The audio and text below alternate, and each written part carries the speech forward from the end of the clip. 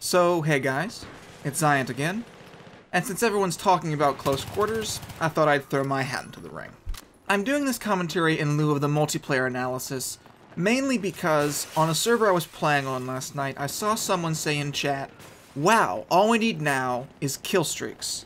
His point being, obviously, that Battlefield feels more like Call of Duty with close quarters than it does a Battlefield game. And today I'm here to make a case for close quarters.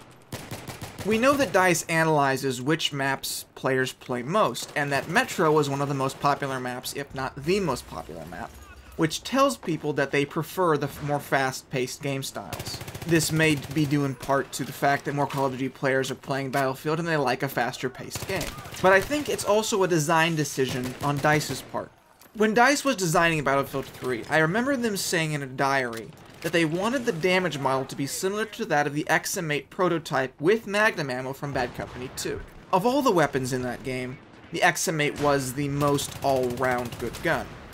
Which makes sense, because if you want to balance a game, it's best to start with a balance you already have. And doing so made the damage model, at least for assault rifles, equal to 25 to 17 or a 4 to 6 hit kill from any range. And since people die more quickly, the pace of the game increases, as does the need for faster reflexes.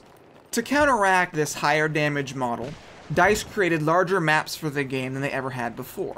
Larger map sizes slow down the game, but some maps are so large and so spread out that the game becomes boring. And from a design standpoint, if your game ever becomes boring, the game and its design have failed.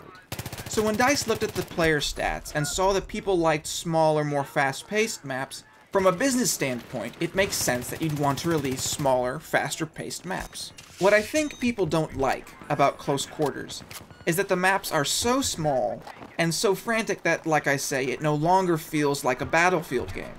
It's become something of a Twitch shooter, like Quake, or Call of Duty, or TF2, or what have you, but it still isn't the Battlefield 2, the Bad Company 2, the Battlefield 1942, that everything is methodical and you really have to think. Everything is about reflexes now, or so some people will claim. For me, though, the strength of the Battlefield series is not the maps, is not the gunplay, is not the vehicle play, is not the emphasis on team play. Instead, it is the combination of all those things that make the game what it is. And I'm getting the feeling that each DLC is catering to one of those aspects, even when they're trying to maintain good map design. Close Quarters, then, is emphasizing the gunplay and the gunplay alone. If you think back to Bad Company 2, my first Battlefield game, you'll remember that there were some maps where gunplay was king. I think back to maps like Erica Harbor, or Nelson Bay, or even Valparaiso. Even though that map had vehicles, it was the infantry that really mattered on that map.